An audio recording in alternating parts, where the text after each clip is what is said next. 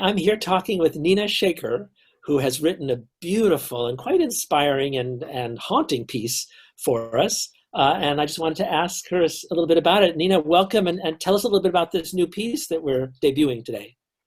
Yeah, thanks so much for talking with me today. So my piece is called Dear Abby, and it's inspired by the newspaper column that's very famous called Dear Abby, which was started I think, in 1956 by this woman named Pauline Phillips, who wrote under the pseudonym Abigail Van Buren, so nobody would know who she was. But basically, people would write in and asking random questions and asking her for advice, and sometimes she was quite like sassy in her advice columns. I was looking and seeing some previous examples of questions, and there was one I remember that said, I want to research my family history, but I don't have money. How should I go about this? And she said, run for office, like run for politics, because people would look up Oh, funny. her family history.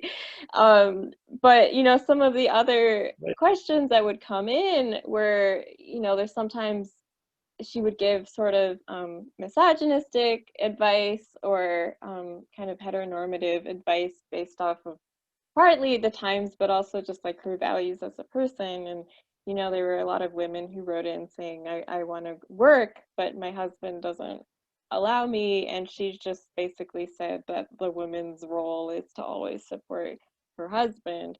So obviously, and considering like how misogynistic this is, this really painted a really limited view on what gender roles were. And so my piece was kind of inspired by these ideas of like Right. heteronormativity and like really limited gender roles, and ways that I felt even in my own life being confined by this sort of limited role of what a woman was supposed to do.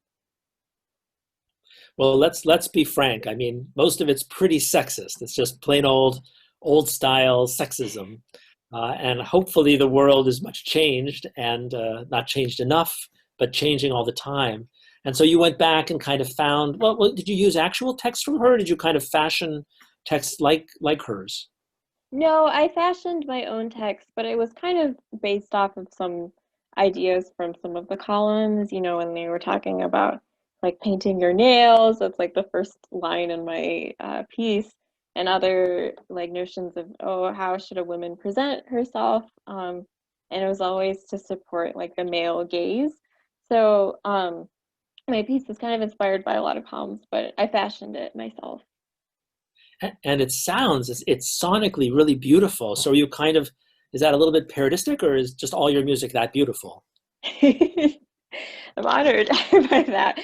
It's kind of supposed to sound in some ways like this contradiction a little bit. It's such a dark message, of these really limited sexist gender norms, and but kind of presented in this communal way. The piece begins with everybody singing, and that includes men singing also, and it's interesting because as it kind of eventually weans down to the two singers, um, like sometimes you get the sort of effect of like these like men who are also performing, singing along, but it's like kind of representative of the male gaze, and that same respect. And as it weans down, it starts to get a little bit darker in the textures, and it's like this cloud that moves in over this really simple melody that's just supposed to sound like communal, like everybody singing together, but then it morphs into this, you see what the message is, and that, wow, it's really um, bad to live in this really misogynistic world. And like you said, we're making progress, but we're not quite there yet. Not quite there yet, yeah. But actually, we the musicians loved singing, particularly at the beginning. I mean, you can even tell from watching the video, they look very joyful doing that. And it's true that it does get gradually darker, but it stays very beautiful. It's a very poignant piece, and quite wonderful that you can conjure that in a mere 6 or 7 minutes. That's really impressive.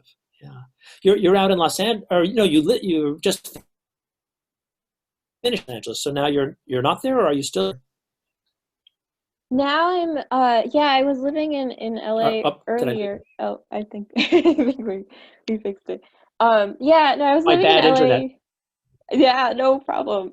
I was living in LA earlier and I moved when the quarantine basically started, so like end of March, and then I came back to my family lives near the Detroit area, so I came back to Michigan. And that's where I am right now. And I don't know when I'll move again, but I like being here. Where you'll go next? So I feel Well, so I spoiled being see at you're much home. in, I see you're much hand everywhere. I see your name practically daily in different commissioning series and such. So it's great that you're doing so well. And I just want to thank you so much on all of our behalf for participating in this and being part of it. We're excited because we're going to have a big orchestra piece from you at the end of the year.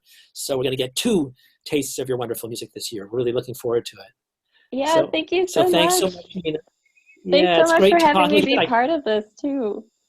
We're delighted and honored. I look forward to seeing you in person. I hope in the late spring when hopefully things will be much improved. Fingers But thanks crossed. again, and we're all going to enjoy this piece. Thank Thank you. you. Thank you so Okay, much. bye. All Bye. right, bye bye now.